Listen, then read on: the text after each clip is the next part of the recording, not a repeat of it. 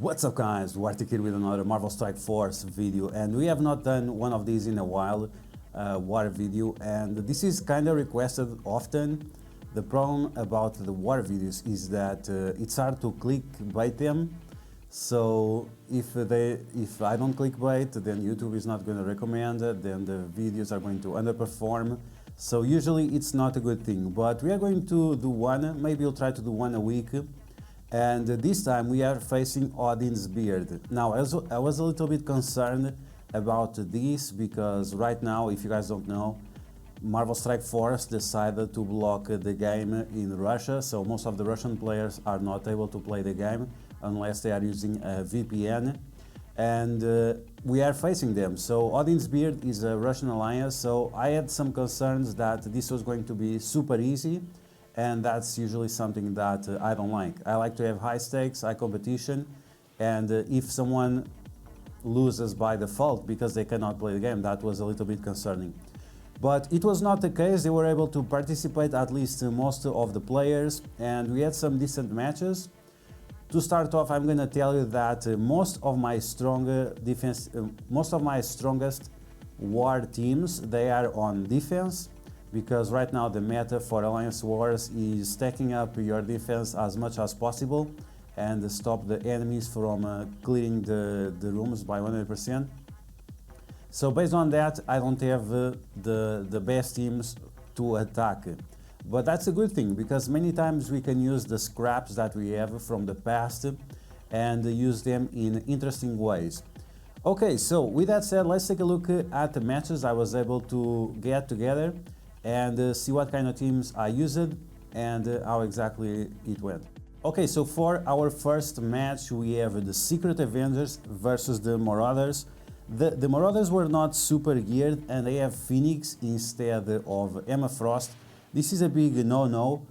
If usually the Secret Avengers already counters the Marauders, if you're going to place Phoenix there, they are going to be destroyed even easily. And in terms of gear tiers, they are not super high.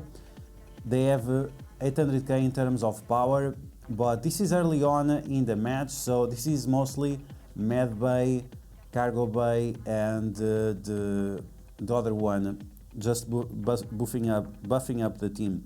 So it's not super impressive. We are punching down 200k. You can easily punch up 200k, so it's not a big deal.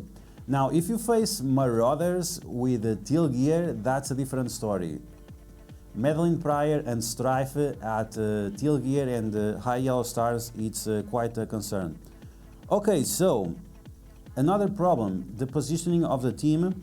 Having Phoenix and Strife together, that's also a big no-no, because we are going to be able to apply defense down to both of them and finish up this match very quickly. Okay, so as you can see, two of them are already gone. Castro blocked the Phoenix, now Mr. Sinister is gone, and that's it. Maybe this was a bait, and baiting is a good thing, because you are forcing the enemies to waste good teams, which was the case. I wasted my Secret Avengers on this, but at the same time, it's a easy clear, and you keep moving forward. Now we put on auto because there is no time to waste here. And that's pretty much it. The Alliance Wars is still a lot about cleaning as fast as possible, and time is very important. Okay, so let's take a look at our second match. We have Euros for Hire from the enemy team, and we are going to use our Dark Hunters with Mordo. Some people don't like to use Mordo, but that's because they don't know how to use Mordo. The thing about Mordo is you have to do the special rather than the ultimate. If you do that, you win fairly easy. You always want to attack the guy at the corner, whether it is Shang-Chi, Luke Cage or Colin Wing. If either of those characters are in the corner, you should attack them, and that's going to be the best way to go about it. After that, you can go after the character that has vulnerability. I like to use Morbius as a skirmisher to apply this early vulnerability, and that allows us to deal some big burst damage to Shang-Chi or Colin Wing or whichever is the first character we attack.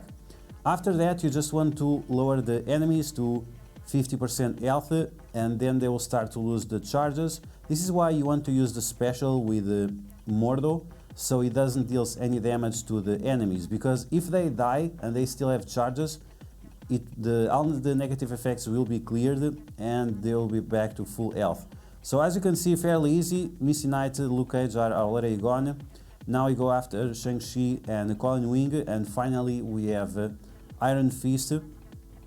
And now we use the basic with the Mordo because it's unnecessary to use something else. So as you can see, Mordo is just great. You just have to use the special rather than using the ultimate. Okay, now we have 1 million power Darkhold with a very small Scarlet Witch, and I'm gonna use my Weapon X. If the Darkhold does not have the Dormammu on the team, with the Weapon X you can easily destroy it. Weapon X is still the best Alliance Wars offensive team, and this just proves it. You'll see how easily I can dismantle this Darkhold. I was even in shock because I was not sure. Is the game lagging or what the hell is going on? How they disappeared from the game without nothing happened. Okay, so Omega Red goes fast in war. He always goes the first. Then you just have to focus on Morgan Le Fay, and after you can go after Doctor Strange or you can go after Agatha Harkness, just to make sure that you turn rewind them so they don't get in your face. Okay, so Agatha does her nonsense, that's fine. We have Wong with trauma, that's why he was not able to taunt, and then those two guys that just disappeared. I was like, what the hell happened? This is why I stopped attacking, because what am I going to do now? I was so confused. But yeah, that's pretty much it. Okay, so Scarlet Witch and Doctor Strange got completely destroyed. Now we go after Agatha Harkness. It doesn't really matter if I would attack Morgan Le Fay or not. She was stunned anyway. With the Lady Deathstrike, use the ultimate to clear all the negative effects away. Always good. And now we smash both of them at the same time. And you just saw Morgan Le Fay getting completely destroyed, and Wong with Wolverine and with Omega Red. It's just too much, and somehow I let Agatha Harkness for last, which she should be one of the first characters you should get rid of. Okay, so now we have one of the more traditional matches. We have Uncanny versus Web Warriors. We are punching up 300k, and this is on the security. So we are going to start with defense down. Now, I don't recommend this unless you have all your Uncanny X-Men gear tier 14 or above. Otherwise, they will not have enough HP to survive being on the security. And yes, the security is helpful because you are going to apply defense down to Phoenix, and that will allow her to die a little bit a little bit quicker. Okay, so unfortunately we have that evade on Ghost Spider. Is not great, but we got lucky. We got stuns on everyone. It's usually not a problem, but the good thing about having a stun is that the evade does not activate, so we can get rid of Ghost Spider without any problem. Okay, so here I'm gonna do some damage, and you can see level 75 versus level 85. That's why the damage is not impressive. They have way too much armor. We were still able to do some considerable damage to them. Cyclops clearing up one more character, and once again you can see the gear tiers and so on is having a great impact. There I used Colossus offensively. He has a very nice amount of damage, so you can use him to do more damage. He can do more than just tanking, depending on which ISO weight you have with him. You can use Striker, you can use Healer. Those are great options for Colossus. And now we just have OG Spider-Man. OG Spider-Man, in my opinion, is the best Web Warrior in terms of PvP, in terms of the most flexible character. He works great together with many teams, and you can see right here, he's holding on himself, he's giving himself turn meter, healing a lot, but finally Colossus destroyed him. Okay, so now we are going to do a very interesting attack. We are going to use Eternals together with the AIM team, Scientist Supreme, AIM Security and Graviton.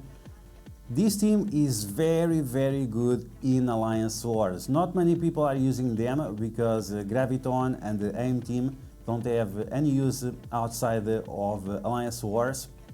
But it's still a very fun team to play. You always need one Kree minion, so Scientist Supreme goes first. Then she's going to apply negative effects to the enemies. Then Icarus goes and is going to obliterate everyone. And then the best part is Graviton is going to apply Disrupt and extend all the negative effects on the enemies. So as you can see, I'm going to punch up 400k on the Astonishing X-Men, and we already have removed the cargo bay, so the first buff they lost. And this is on the security, so this is a little bit dangerous. I would not recommend this on the security, but it's definitely something very fun to take a look at.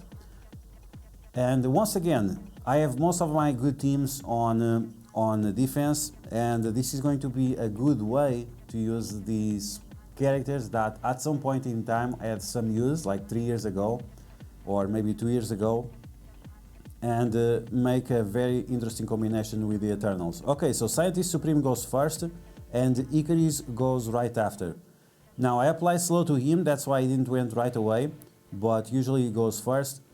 Now we flip all the positive effects on the Uncanny X-Men and we apply Disrupt to all of them. So Beast is going to do the ultimate, but it's not going to do anything. And that's pretty much it. The match is won. Now with Graviton you can use the special or the ultimate, the stun, to get rid of some of the enemies.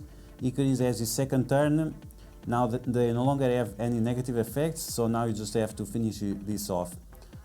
So as you can see, this is a great combination, and if you face a lot of Astonishing X-Men and you don't have where to use your Eternals, this is a great combination and it's a lot of fun, as you just saw. Okay, so here we have some of the new stuff. We have a big ass Wakanda, all Wakanda gear tier 15, and almost 1 million power Wakanda, so that's something interesting. We are going to use the Infinity Watch against him. Infinity Watch is still one of the best Alliance Wars teams. You can use them on defense, you can use them on offense. They have definitely good AI on defense because the abilities don't really matter exactly where you attack them. And the Wakanda is almost the same thing, but I guess we can single out the characters a little bit more. If you focus on Black Panther or Okoye, you completely dismantle the team, and that's what I'm gonna do. I apply the vulnerability there on M'Baku, so in case he taunts, we are going to be able to clear that right away. And now we are going to start attacking Black Panther. You can see right now that he's extremely tanky. That defense up really makes him stand out. One of the big problems about Wakanda is that whenever you apply negative effects to them, they don't have a good way of removing it. Shuri can do that on her second turn, but while she spawns with speed up, she is not one of the fastest characters in the game. So whenever she's ready to heal up, it's usually too late. And this is a very easy counter that you can use in Alliance Wars. The Infinity Watch completely destroy the Wakanda. In Cosmic Crucible, depending on the room, not so much, but in Alliance Wars, definitely. Okay, so we got rid of Okoye, we got rid of Black Panther. Now you're going after the Shuri, the next important character, and then we have Killmonger and M'Baku. Unfortunately, Killmonger, if you are thinking about investing in the Wakanda, that's fine. Just don't bother with Killmonger. He doesn't do anything for the team. It's just a waste of gear in my opinion, and that's pretty much it. Just put some other character there, like Silver Surfer or whatever. X Factor. Okay, so let's take a look at the match. Madeleine Pryor, if she is big enough, she's going to be able to stop the crits from mutants or mutant brawlers, and that's crazy because this team works 100% based on that. But it's not with Zemo. Zemo still works fine. He didn't crit with his passive, and that's because of the deflects. If the enemies have deflects, you are not able to crit. Here we are going to use the special. We got the crit, and then the machine starts working. So I don't know exactly why this happens. As far as I know, Madeleine Pryor should be able to cancel the crit chance, or maybe it's just because I have more crit chance than she's able to cancel. As soon as she's removed from the match, it doesn't matter anymore. We are just going to destroy Strife and Mr. Sinister. Mystique, as you saw, she was very weak, and she's definitely a character that is worth putting some gear on, because she has some good value together with the Marauders, and they can be used on Cosmic Crucible and Avengers Tower as well. And that's pretty much it. But these teams are teams for endgame players. If you are a new player, don't bother with these characters, because they are not going to give you an instant benefit early on. Okay, here's with some show off with a long shot, finishing off Emma Frost, and that was pretty legit. I'm down to the last scraps of my roster, so here we have New Warriors together with Punisher and the Scarlet Witch. I don't use Scarlet Witch on defense together with the Darkhold, because I have Dormammu there, so I can use the Scarlet Witch together with the New Warriors, and she will allow them to extend their negative effects and also give them some additional healing. We put Punisher here because we have some city characters, and that's going to increase the damage of Cloak and Dagger, and also because we are facing 3 villains, so the damage is going to be super legit. As you guys just saw, Cloak alone was almost able to destroy the enemy team, and now Dagger with her super high damage is going to completely destroy the enemy team. Symbiotes, even that they are a little bit beefy and with a Medbay and so on, is just not good enough for Dagger with the buffs from Punisher.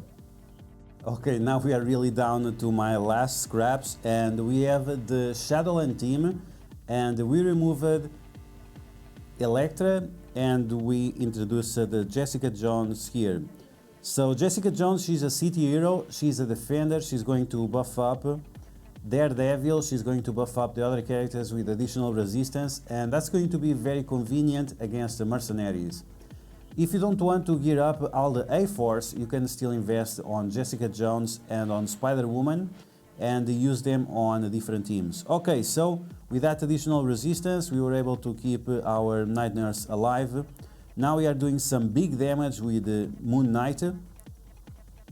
What's his name? Taskmaster applies tons and tons of negative effects to us. He has a very nice amount of focus, especially with that offense up. And now we are going to clear all those negative effects away, flip them into positive effects, and then we are going to use Jessica Jones to give energy to everyone, clear all those additional negative effects, give barrier, and that will allow Moon Knight and White Tiger to go once again and do some insane damage to the enemies. As you guys saw, I had the special from Daredevil ready to go again. Now we do some big damage to Taskmaster. We use the basic with Jessica Jones to give even more energy to the team. And now we have to be careful with these ghosts. They are sometimes problematic. Even that they seem small at gear tier 15, they are quite annoying. But our team was pretty legit and we were able to get rid of her. Okay, so that was all my matches against Odin's Beard. We have here one additional match that I was not able to record. We have Wave 1 Avengers with Ultron against the Marauders, and this is one of the things that you need to remember about this game. You have space and you have opportunity to be creative with the characters you have and with the characters you like. In the past, Black Widow, Hawkeye, Captain America and Thor were decent characters. Together with Ultron is also a decent character, and they also have some war buffs, makes them more legit in Alliance Wars. And that's it. If you are down to the end of the characters that you have available, just be creative with the characters you use. Make sure you choose the right team. Here we are facing Marauders, but once again with a weak Madeleine Pryor, Strife and Mystique. And that's it. You can still have fun and make some creative teams and enjoy the game even more. without having to spend on all the new characters in order to be competitive. It's not the case. Just be creative and you are still going to have a lot of fun. So that's going to be the video, guys. I hope you guys enjoy it. Once again, thanks to Audience Beard for this match, and I hope that Marvel Strike Force focus on making the game a better experience and stop trying to meddle with politics, because if they cannot fix their game, how they are going to fix the world? It's definitely something that they should not try, at least before they fix their game. But I hope you guys enjoyed this video. If you did, make sure you smash that like button, and if you found any of the information helpful or the video entertaining, make sure you share it with your friends on Facebook and Discord. If you're new to my channel, make sure you subscribe for more Marvel Strike Force content, and I will catch you guys later.